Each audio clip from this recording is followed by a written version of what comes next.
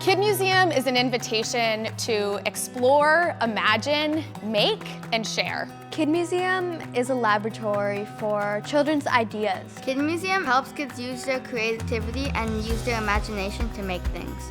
You can make a design and make it come to life.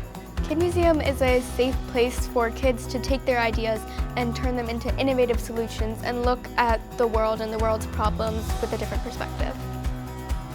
Kid Museum is a place that I can make stuff. Kid Museum empowers and inspires kids to invent the future.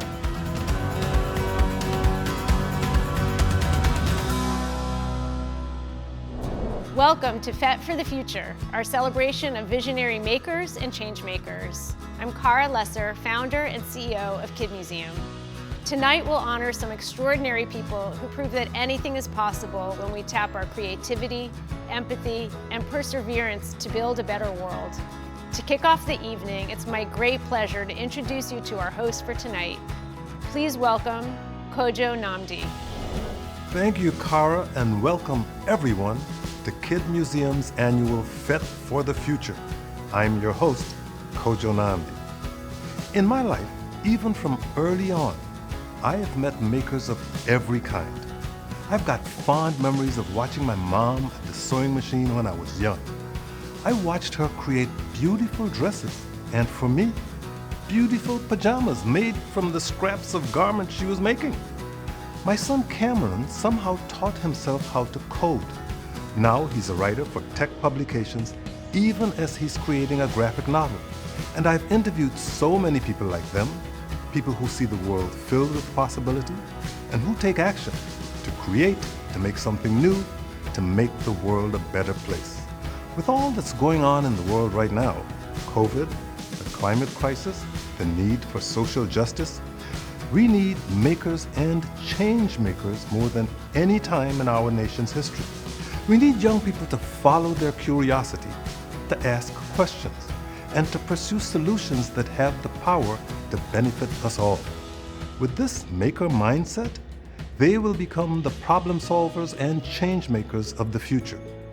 Because all kids have the capacity to become change makers, just like our honored guests. They just need the opportunity, and it all starts with maker learning. Maker learning matters because it allows kids to be creative, to be curious, to ask questions, and to solve things that may not have a direct answer. Maker learning is important because if in the future you want to be like a scientist, the previous experience that you had at Kid Museum would help you with that. Maker learning matters because you can be creative and do fun things with other people. You can learn new things that you never thought you would learn. Maker learning empowers people to think outside of the box and to ask what if and to explore their ideas, and I think that's what makes it so special.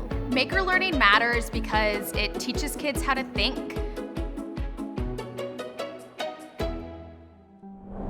As an inventor, I know how important it is to incorporate diverse experiences and perspectives because that's where real innovation thrives. With maker learning, kids build the STEM and the social-emotional skills they need to become creative problem solvers. Plus, they develop the agency and confidence to follow their passions. They are the next generation of inventors, innovators, and change makers. Our first honoree has been following her passion her whole life, bringing the maker mindset, empathy, perseverance, and creativity to her advocacy and all she does. Judy Heumann is an internationally recognized disability rights leader and advocate. Judy exemplifies the maker spirit in every way.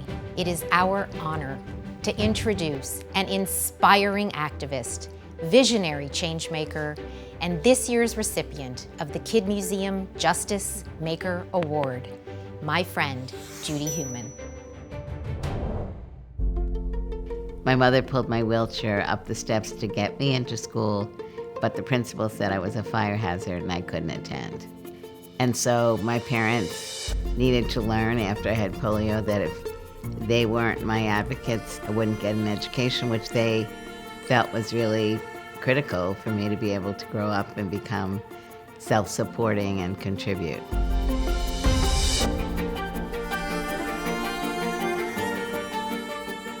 Being 73 allows me to reflect on what my life was like when I was younger. Many buildings were not accessible.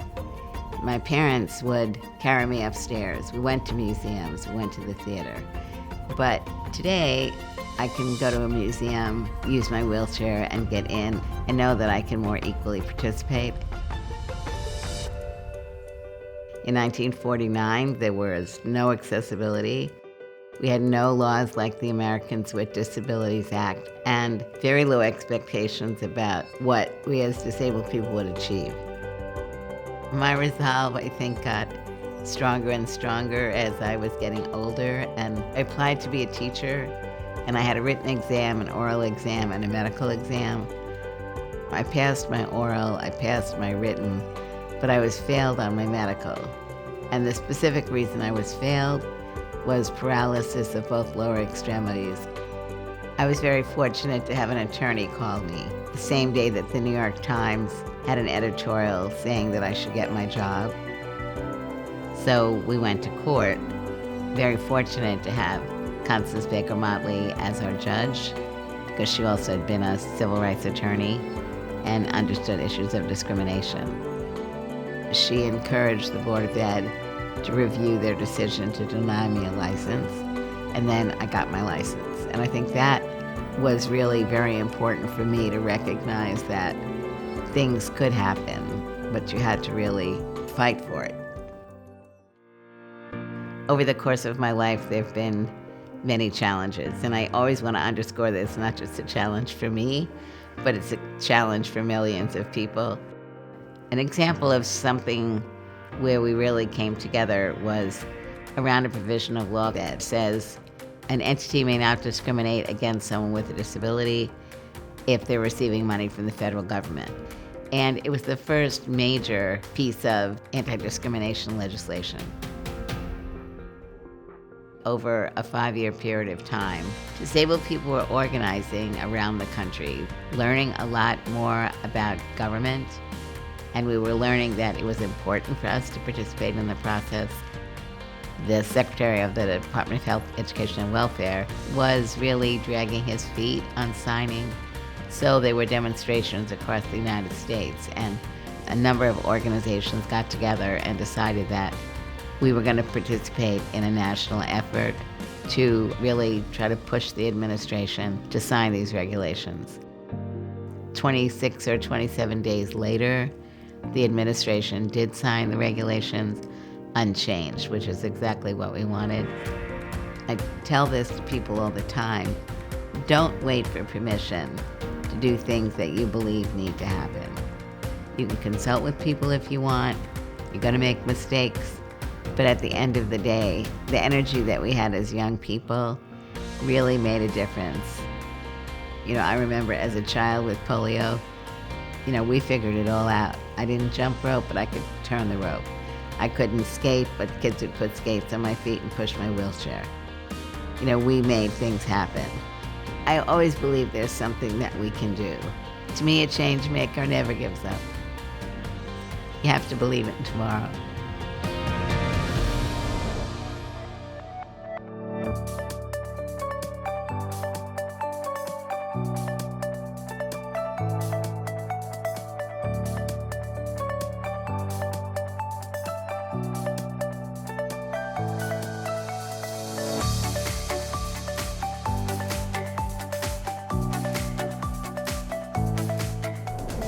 I'm here now with sisters Pavani, a 10th grader, and Shivali, a 7th grader, both of whom have been active makers at Kid Museum for many years.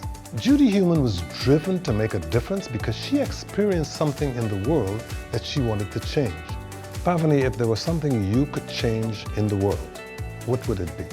I would have to say inequality. I think that inequality, injustice, discrimination, and hate are the fundamental basis of a lot of the problems that we're seeing in the world today. All of these problems we can begin to solve by first addressing inequality and by striving to make a world where people's opportunities, rights, and even safety aren't determined by what they look like, where they come from, who they are, or who they love. Shivali, if there was one thing you could do to change the world, what would it be? If there was one thing I could do to change the world, I would work towards eliminating climate change, because I think no matter where we are or what we do, I think it's something that affects all of us. And so I think it's really important to make our planet better for everyone. As you can see, making unlocks all kinds of possibilities. Anything is possible when you're a maker. Whatever you could imagine, you can make. You're able to help our world evolve and create new things. When you're a maker, really anything is possible. If you can imagine it, you can do it. You can build it. You can make it. Here at Kid Museum, we believe all kids have the potential to become tomorrow's visionary change makers. Creativity, perseverance, and empathy are critical skills kids need to thrive in the future. They're the keys to unlocking what's possible. The pandemic has amplified the limitations of traditional learning. It's also created a unique window for us to reimagine education and revolutionize what and how kids learn. We have the opportunity and the obligation to make the most of this moment. It's up to us to make sure our kids have the skills they need to thrive in a fast-changing world. Because today's makers are tomorrow's change makers. We are deeply grateful to all of you. You've helped us foster the connections that are vital to every young maker who experiences our programming. Your investment in our vision and mission will help us make this possible for so many more. Now I'd like to share a sneak peek of our new facility scheduled to open early next year. When I first imagined Kid Museum more than 10 years ago, I could only have dreamed of a place like this. And today we're making it a reality. I'm thrilled to share our new expanded Kid Museum, a 28,000 square foot metro accessible location complete with high-tech studios for coding, robotics, and maker learning. With this new space, we'll exponentially expand our capacity, offering a mix of in-person and virtual programs, serving 100,000 people or more each year. As we emerge from the pandemic, we are beyond excited to open what will become the region's largest educational makerspace for kids. This is without a doubt our biggest and most exciting undertaking to date. We hope that you'll be a part of it. Now more than ever, we'll rely on support from friends, family, and partners like you to expand access to maker learning for youth in the DC area and beyond. I cannot wait to welcome you when we open our doors this spring. Making is an opportunity to bring your ideas to life. My favorite kind of thing to make is probably games, because if I make games, I can play like all the time. I made a bunch of witch hats once. I created a hydroponic system that allows plants to grow in a stable system without using any soil. So I took apart a monster, a Yoda, and a butterfly and made a monster Yoda butterfly. I made a stuffy and I named it Strawberry. As an educator and maker, this new space inspires me, even in renovation mode. I can't wait to see it filled with educators and young makers. Kid Museum's expansion is happening at a critical time. It's essential that we get children back on track after the pandemic disrupted learning and mental health, especially those that were already vulnerable. Providing kids hands-on learning opportunity today drives tomorrow's economic vitality. Today's kids are our future inventors, leaders, and entrepreneurs. They will invent our future. Jeffrey Canada is all about creating opportunities for young people. He is an innovator who has channeled his vision for breaking the cycle of intergenerational poverty and education reform into the highly successful Harlem Children's Zone. The New York Times called it one of the most ambitious social policy experiments of our time. One of Jeffrey's mantras is that we must help young people expand their vision for themselves and open students' minds by providing transformational learning that helps them see themselves in a world that's ever-changing. Jeffrey lives this out through his passionate commitment to young people. We are proud to present Jeffrey Canada with the Opportunity Maker Award. Growing up in the South Bronx, it was traditional for presidents of the United States to use the abandoned buildings in the South Bronx and the rubble in the street as the backdrop to explain what they were going to do for urban poverty in this country. Unfortunately, it was just a photo op. That was my home, and I recognized that the children growing up in the South Bronx, all of us, that we weren't going to make it. People look and say, well, Jeff, you made it, so Well, yeah, I did, but out of my 3 brothers, only 2 of them made it to be 25. I realized poverty was a killer, and it deprived young people of an opportunity to reach their full potential. Many times it ended up leading to shortened lives and really wasted talent.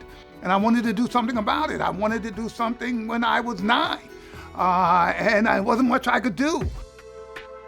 The Harlem Children's Zone is a comprehensive place-based effort that works with children from birth straight through getting them into college and then graduating from college. And it's not just about the children, it's about their families.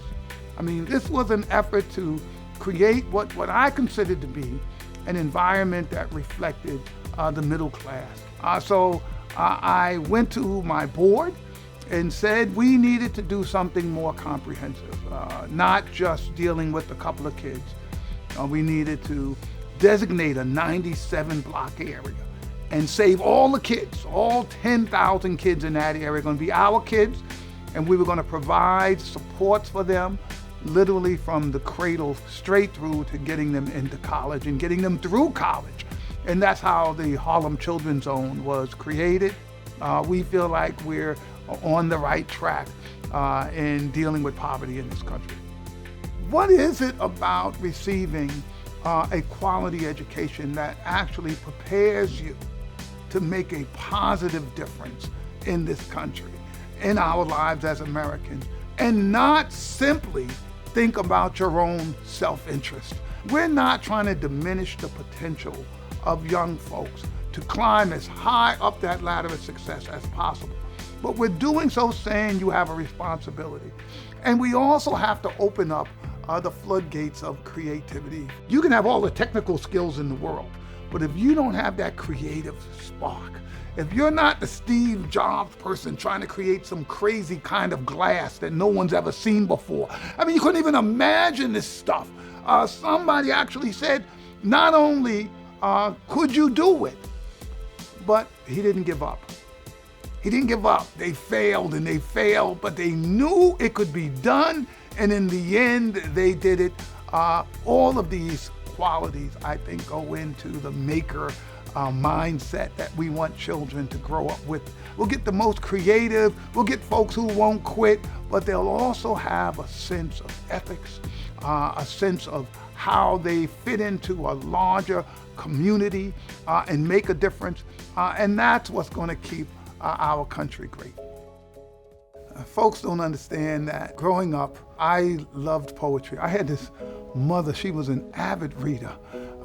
And started me like lots of kids on Dr. Seuss stuff, right? And when I finally had read everything Dr. Seuss had written, my mother turned me on to County Cullen and Langston Hughes and sort of the words that I used as inspiration when I began to feel overwhelmed. That really had an impact on me, and I think I continued to write poetry and recite poetry even till this day. On our elevator, you'll see the things that are the principles of our work, and one is an Army of Love. And it was from a poem that I wrote that I hope I can remember. We need a small army of love, and no thanks. We don't need any rifles, no guns, and no tanks. Just love and help from above.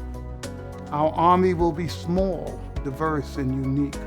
Little soldiers with braids and some with sneakered feet, all fighting for peace and an end to the war that has claimed little soldiers as they open their doors and romp in the playgrounds.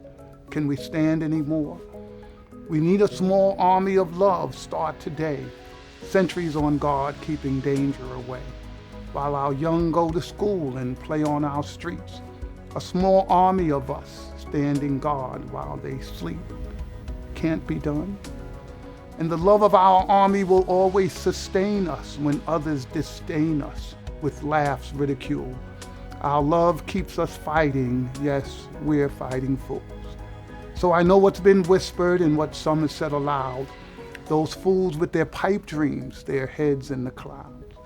But if you love all the children, there's nothing to do but start a small army of love, me and you.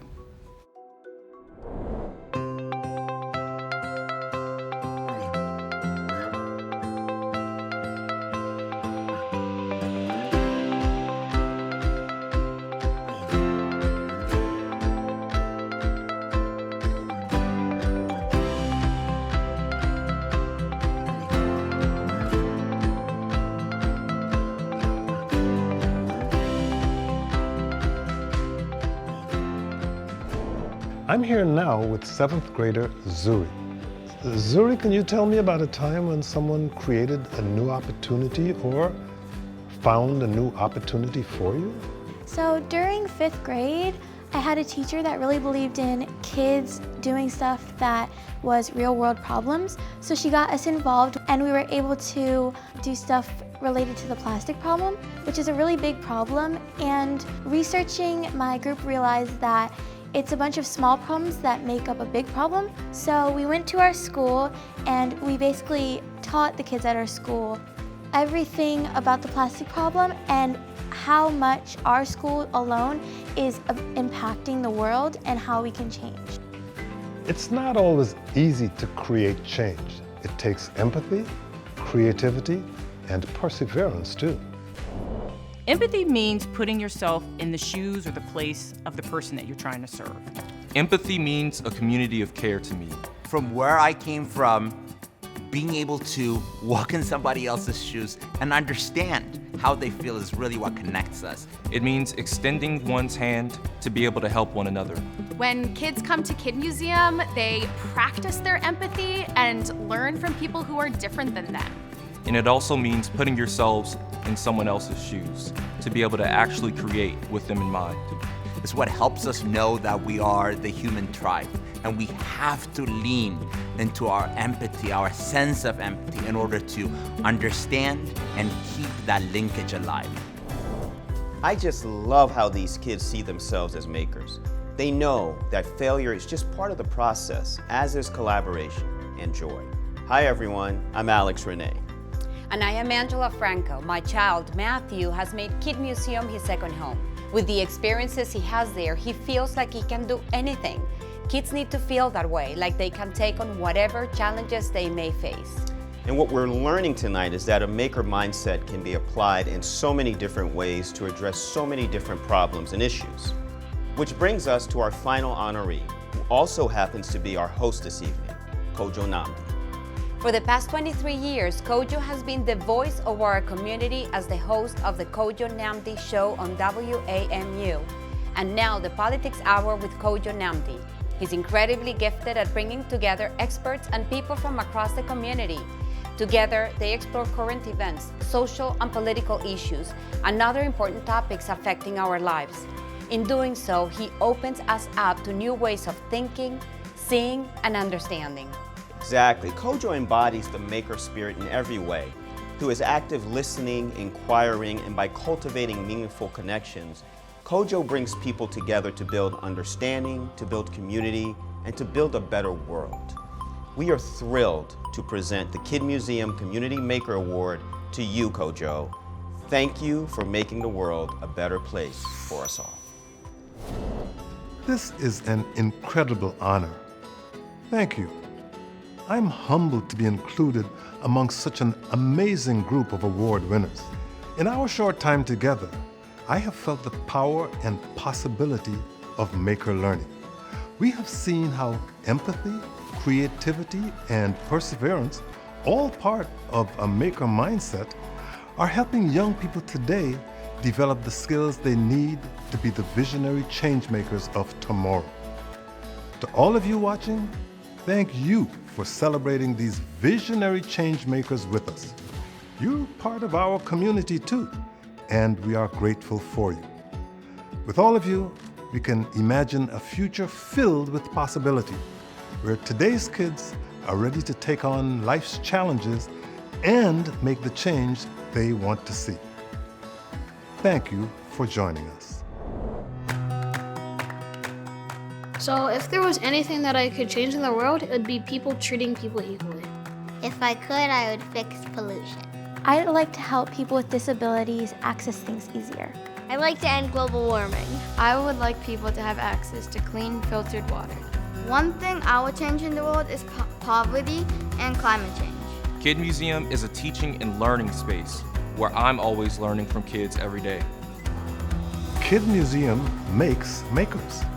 I think Kid Museum is amazing and it allows kids to use your imagination. Kid Museum makes community. To make the world a better place. Kid Museum makes opportunity. When you're a maker, it's possible to do anything. Kid Museum makes the future of learning. Kid Museum is awesome. Kid Museum makes me happy. Kid Museum is all about love.